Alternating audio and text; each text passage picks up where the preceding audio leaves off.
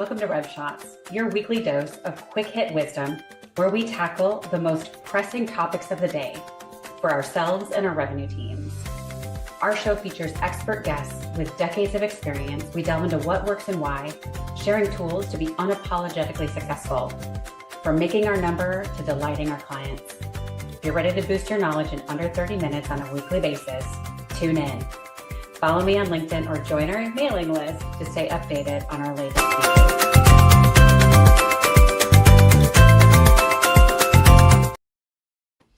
Hello, everybody. Good morning. Happy almost spring. And welcome to Rev Shots. We are on show number 57. And I'm going to round that up just a little bit because we've had some special edition shows that we haven't included in our count. So I will come back with you with an actual number, but numbers are not my first language. But we are so happy you're joining us today. I'm Dion Major, your host, and really excited to have Petros join us today. He and I cross paths on LinkedIn. He's a member of our Revenue by Design executive group that meets in person in Orange County, California. And he is the owner, founder, and CEO of HROn-Call, providing HR services at a really, really personalized, high-touch, white glove level for his clients. So Petros, thank you for joining us today. Yeah, how's it going? It's a great Friday. I'm enjoying my coffee, and so it's always a plus. I mention that a lot usually when I talk to people whenever I have a coffee in front of me. So yeah, absolutely. So tell us a little bit about what you're doing with HROn-Call, and we'll start there. Yeah, so HROn-Call, it's one correction. I'm not a founder. That's right. I'm sorry. That's right. Yeah, no, it's okay. I took over the business.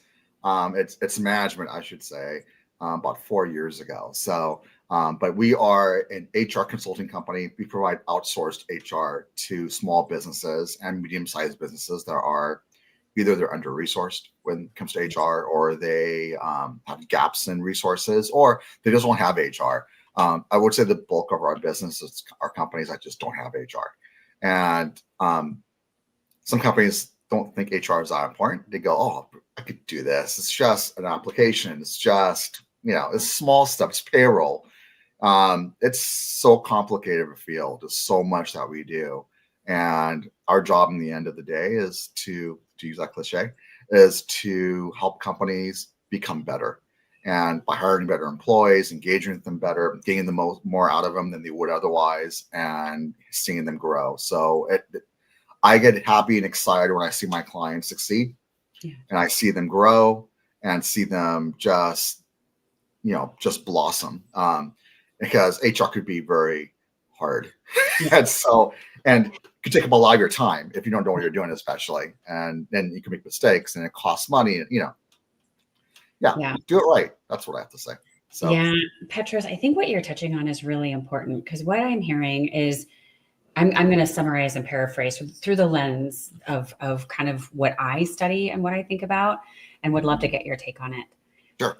A lot of the work that I do at Revenue by Design is founded on making the world a better place, number one.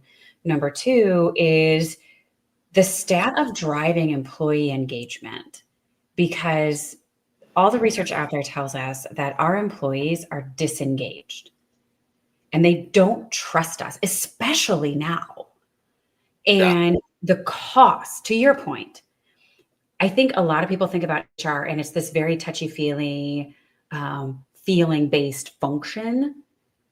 However, when we think about managing the cost of a disengaged employee, all of the data out there tells us that it costs 40% of one employee's salary. So for those of you that are in a mid-sized business, if you don't know unequivocally the number and you cannot measure your employees' engagement, just based on your hypothesis that your employees are disengaged, and now take 40% of their salary, and that's what it's costing you.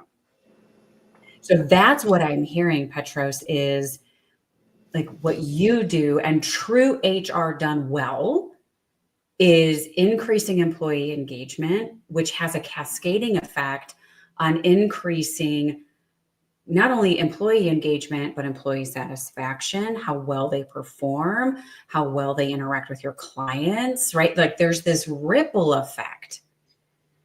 And again, not to get too nerdy on it, but I think to your point, like we think it's easy. Anything we don't know and do and like dive into, we think is easy.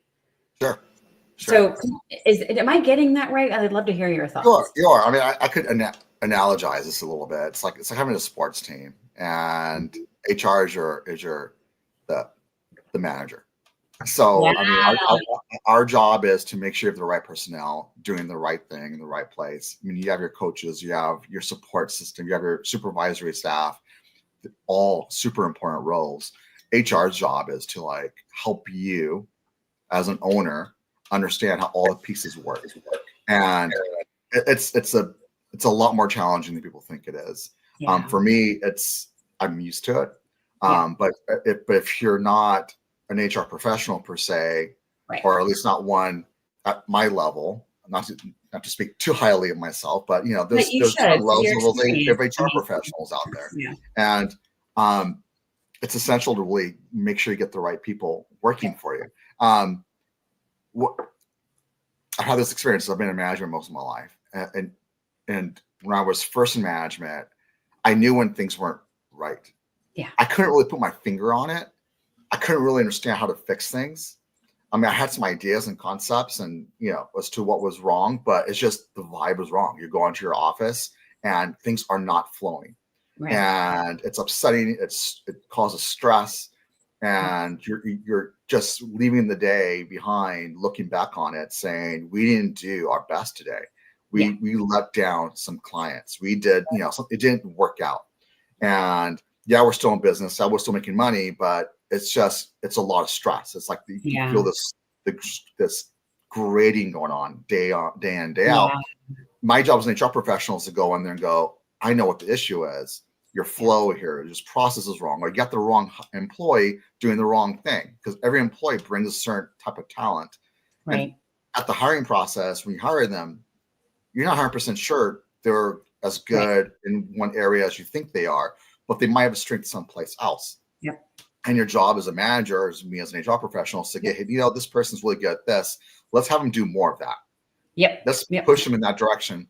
And let's build a team so that the strengths are balanced out, so that everybody's working well together, doing the right thing and succeeding. And then things start to flow. And then when that flow happens, all of us have been in management. You almost want to cry. It's like, this is amazing. Yeah. I don't want to lose this team. This team is amazing as is. Of course, that's not possible. People move and on. So but to your point, for that moment in time, it's what good looks like. And then every team after that is what we aspire to have, that feeling, which is that synergy. Yeah. And if you're really good at what you do, you could, even with turnover, you could continue that synergy, because you kind of get what works and how things work, and you're able to adjust, because you have to adjust, because no matter who you bring into a position, they're not going to be the same as the person that was there before. And their strengths are going to be different. The weaknesses are going to be different. It may be the same role, same title, but they're not going to do the same thing exactly the way it was done before. And you have to learn how to adjust so that you're maximizing the potential that they're bringing, so that you're successful. And that's where I think a lot of management gets it wrong. We're trying to push square, pegs into round holes, instead of going, oh no, this is square, I'm gonna move it over here and maximize what it can do. And then I'll find another piece that fits this other hole better, and move my pieces around, adjust things so that we're still maximizing our potential as a team. It may not be the same as it was 8 months ago, 5 years ago, whatever that number is, but we're still doing our best given what we have. And that's the challenge I think a lot of professionals have, especially in today's world. Yeah. You said it's almost spring, and there's change in the air. I mean, one of the challenges right now that we're having, especially, I mean, from my perspective as an HR professional, is the fact that we don't know what tomorrow's going to look like, because, we have a government in place that's not making decisions. We're like, we're doing tariffs. We're not doing tariffs. Oh yeah, we are. No, we're not. And this back and forth is hard for businesses to plan. So I'm hearing this a lot from my clients. We're like, know what tomorrow's going to look like, and that's causing, to me, it's worse than knowing. Yes. We could plan and adjust and figure things out. we don't know what we're walking into. And so every client right now is like doing its best, given the little limited information it has about what the future is going to look like. And that's the challenge of today, I think. So Yeah. Yeah. so I kind of transition our discussion from team building to like, well, Yeah. No, I think that's relevant, Petros. And I mean, that's the whole point of Rev Shots, right? Is if you are somebody who's yeah, struggling to build a team and look at all the pieces that are on the chessboard now versus playing checkers, it takes a certain level of leadership acumen and skill and people skills, hard skills, soft skills to truly do this well. Because to your point, no 2 days look the same as a leader, right? And yeah, yeah, so I think team building is really important. I think knowing who's at your table, not being afraid to have those conversations. I think we have some leaders who are so busy, heads down, doing that they can't effectively lead at a director level if that's their title, yeah. right? So Um, I agree with that. To add to what you're saying, um, relationship building is huge in the yeah, networking world. You know, yeah, so nobody's going to refer business to you if they don't trust you. mhm, And that goes the same for people to partner up with your company to invest in your business. Those relationships mean everything. The one area which a lot of managers fail in is understanding how building relationships with their staff is also incredibly important. And yeah, doing that means being open and honest, but not to the point of being um, unstrategically honest. I mean, so be strategically yes, honest. I don't know if that makes sense to you, but yeah, don't blurt every anxiety, everything that crosses your mind to your staff. Like, oh, I can't believe what tomorrow might be. I heard the unemployment rate might be going up. There may be layoffs in the future. Yeah, those are thoughts that should be internalized and kept inside, your yeah, head, because you don't want to stress out your staff, exactly, right? yeah, You don't want to be whiplashing them day to day, but you yeah, want to have this honest discussions with them, like, hey, this is where we're at right now. This is where potentially the things that we're looking at happening to us. This is what we're going to do. This is our plan of action as to how we're going to address these insecurities and these unknowns. And if you all have suggestions as well, please tell me. Let's talk this over. And because your staff is incredibly intelligent, a lot more yes, insightful that sometimes we realize, and they give us insight and information that we otherwise wouldn't have. So yeah. having I this think. open conversation is important. Yeah, I love that, Petros. And I think we can spend all day talking about how to have strategically important conversations, right? And I know you're speaking at our upcoming H2H Human Connections Done Mhm. Right virtual summit next Thursday. Marilee Yeah, Smith is also going to be speaking about that, right? So she does some of those workshops and helping leaders find those words, which is really important. And I think so many leaders, so if you're listening to this, we'll put the link to this virtual summit where Petros is speaking next week, and definitely tune in, listen for it. Tune in for that summit. I think the other thing too, I hear you talking about, Petros, is how to have those conversations. And so many times, I think as leaders, we're not necessarily afraid, but we're unsure. And uncertainty breeds ambiguity, and ambiguity breeds just all sorts of problems absolutely. and creates a feeling of distrust. Yeah, it's just normal. I mean, the not knowing is worse than knowing. And Yes. so as a business owner, when you're looking to make plans for the future, not knowing where the direction of things is creates a lot of distrust in your own decision making. You don't know what to Yes. do. Yes. It's the same for your employees. If they don't know what the company is up to, what its plans are, what it's intending to do, what its actions are, there's going to be anxiety on their end too. And we oftentimes as owners, forget that. When we have to terminate a common problems in these employers letting go of a bad employee, but then they fail to talk to their current employees to what happened. Yep. And their current employees are in the dark as to what's going on.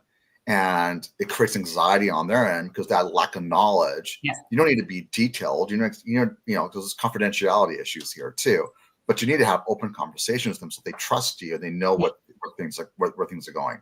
Yeah. If there's work that's being left on the table now because somebody's gone, who's taking that over? What's going on with it? are more people going to get laid off? Yeah. What's the deal with this? Yeah. And if you don't talk to your staff, you don't perform that PR, you're failing, because that's your employees are basically also your customers. You know, they're really important to your business. And I think we fail often in that regard. So with all this ambiguity now, looking forward to in the future, your employees are having the same thoughts, same concerns as you are. It's okay to have these conversations with them, and not to scare them, but to say, this is where we're at. Look, what's we're going to do? We're going to do this. We're going to double down and focus more on this size business with our marketing, our sales team, whatever it might be. And let's move in those directions. And then if we need to pivot, we'll pivot. Yes. And it's okay. Employees are fine with that as long as they understand the reasoning behind it. I think that's brilliant, Petros. Yeah, because the human brain will fill in based upon our own perspectives and worldview and what we think is going on in the absence of communication. Absolutely. Yeah. So when you are working with your clients and clearly navigating them through some of these things, right? Yeah. Like, people have to take what you say and do it, right? Yeah. So tell us a little bit about maybe some of the success stories, some of your clients that are having these conversations with you that say, oh, that makes a lot of sense, Petros. Help me come up with an action plan, or here's my action plan. What are you seeing with your clients that are doing these things well? I luckily for them, I mean, by having us on board, I'm selling my business a little bit. They have options that they don't have otherwise. Because if you're a business owner and if you have your staff and you have issues, you could try to address them directly with your staff. You could have one-on-ones with them. You could do staff meetings. But that's about it. That's all you have an option to do. By having a professional HR company working with you, the HR could act as an intermediary, as a middle person, trying to use right words here, and play a part that you yourself can't play. Yeah. They could be the arbiter of right and wrong, where as an owner, you're looked as biased. You know, you're the business owner. You know, if an employee has concerns about their job performance or where the company is going, and they're not comfortable speaking directly to that entrepreneur, that owner, that manager, they could come to us as HR professionals and have a discussion one-on-one with us instead. And for some reason, that's a huge deal, because having a third party around makes a difference. And I've told this to clients, just by virtue of having us on board doing your HR, you're mitigating your risk. Because without us there, if they're not trusting of you and they have a concern that maybe something's not being done right in regard to compensation or the way they're being paid or performance issues or how they're being treated, if they don't feel they could go to you as an owner or as a manager, guess who they're going to go to? A lawyer. Because that's the only other option. Yeah. If you have us on board, just by virtue of us being there, guess who they're calling first? They're calling us. Yep. And now they're having a conversation with us. And now we could mitigate the issue. We could address it appropriately. They trust us more. And guess what they don't do? They don't go see a lawyer. So, so it isn't a crazy thought. It's just, that's part of the role we play. But also, I mean, I have my background is a bit in sociology, you know, and there's a little bit of task psychology involved because we do HR. And so whenever we deal with an employee that's not performing well, sometimes I'll tell you, because you asked for a success story. I had this one client where we had more than one incident where you have an employee that's not performing. Either they're not performing or they're not getting along well with their supervisor or with another employee. And we've had to step in and do a one-on-one with that person and talk them through and say, tell me what your concerns are. Explain to me what you're experiencing. And then we'll walk them through, like, look, from my experience, if you do this and this will help mitigate the situation. This will help improve your relationship. What I'm seeing is that because you're doing that, that's causing this ripple effect. And I'm walking them through, trying to help them understand how what they do is affecting their relationship within the organization. And we've seen people do a 180 and completely change and improve because of those conversations. What they didn't know is that they were about to get fired. You know, so we were able to turn them around, make them really effective employees, understand why they were behaving the way they're behaving, coach the manager as well. Like, hey, this is the reason why this person's like this. They might be neurodivergent, for Right. example, and the manager may not realize this. So those kind of things are things that we're able to identify as HR, and then walk both the employee and the manager down a better path so that they are engaging better. And then the result in the end is that they have an improved relationship, the employee is re-engaged, and they're succeeding once again. And so and I'm not being very specific, so I don't want to give away which client this is of ours, but we've had these situations come up, and we've been able to help them improve. So yeah, which makes me happy almost as happy as having a good coffee. So yeah, and Petros, I think again what you're talking about is slowing down to have the conversation. And I love the fact that you're drinking coffee, and because here's where that's coming from is so many good things happen sitting down and talking over a good cup of coffee. Yeah, absolutely.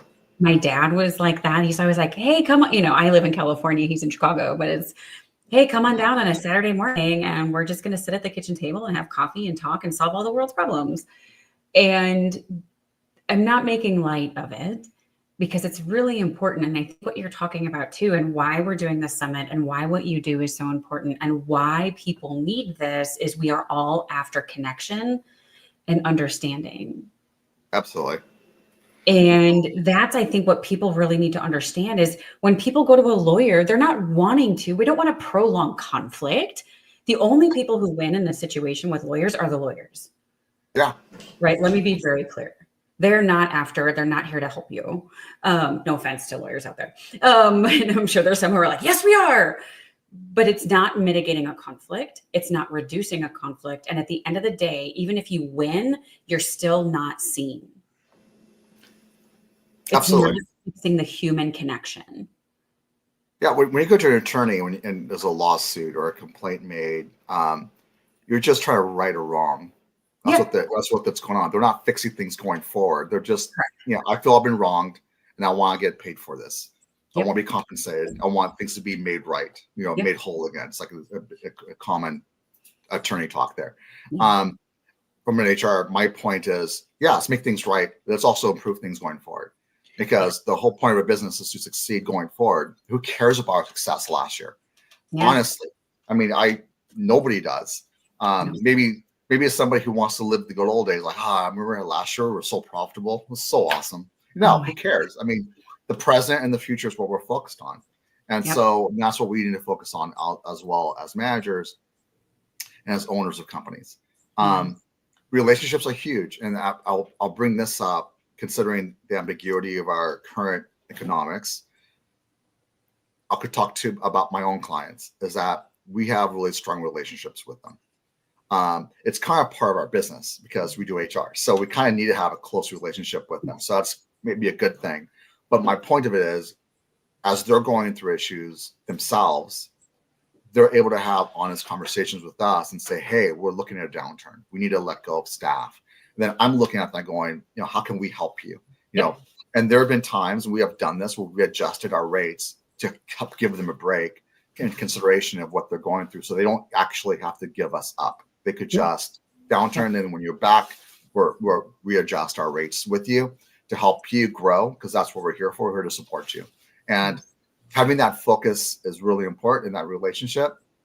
That helps you maintain your business, helps you maintain your employees, helps you maintain your place in the world, basically, because nobody wants to give up a good relationship.